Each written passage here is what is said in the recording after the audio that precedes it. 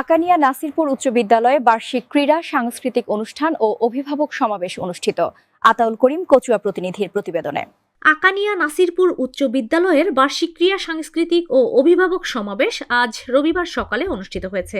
এমন বাস্তবধর্মী স্লোগান সামনে রেখে সচেতন সমাজ গড়ার লক্ষ্যে সামাজিক যোগাযোগ অনুষ্ঠানে স্কুলের প্রধান শিক্ষক আবু হানিফ প্রধানিয়ার সভাপতিত্বে ও সহকারী শিক্ষক মোহাম্মদ শাহজাহানের পরিচালনায় প্রধান অতিথির বক্তব্য রাখেন কচুয়া উপজেলা বিএনপির সাবেক সিনিয়র সহসভাপতি ইঞ্জিনিয়ার দেওয়ান মনিরুজ্জামান মানিক। এছাড়া কোহলথুরি উচ্চ বিদ্যালয়ের সাবেক প্রধান শিক্ষক ইয়াকুব আলী, ফেরপেডি উচ্চ বিদ্যালয়ের প্রধান শিক্ষক শফিউল্লাহ বিএসি, জসিমউদ্দিন, আব্দুস সাত্তার, মোহাম্মদ শাহজাহান, সাইফুল ইসলাম রানা, খালেদ সাইফুল্লাহ পাটোয়ারি, আশরাফুল পাটোয়ারি সহ অনেকেই বক্তব্য রাখেন।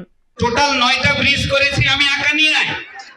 বিগত 15 বছর আমি আকানিয়ায় ঢুকতে পারি না। বুঝতেছেন আপনারা আমার অবস্থা? আপনারা নাওপুরা বাজার যাওয়ার জন্য একটা ব্রিজ দেখেন না?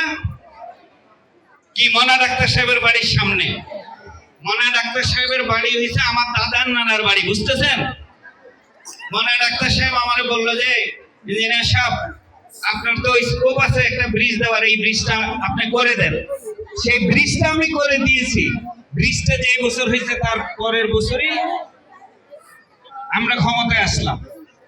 আমি ওখান দিয়ে ওই বাড়িতে দিছি, তারা আমারে দাওয়ার টাওয়ার দিয়ে খাওয়াইছে। কিন্তু পরবর্তী গভর্নমেন্ট আসার পরে গত 17 বছর আমি আকানে ওই তো দৌড়ে নিয়ে খেয়েছি। কি মানুষের জানের ভয় আছে না? আকানে মানুষই আমারে দৌড়াইছে নাকি? তার ভয়ে আসি নাই, আজকে আপনাদের কাছে আসছি। এটা হইলো দুঃখের কথা নাকি? এইবার আসেন পরবর্তী কথা বলি।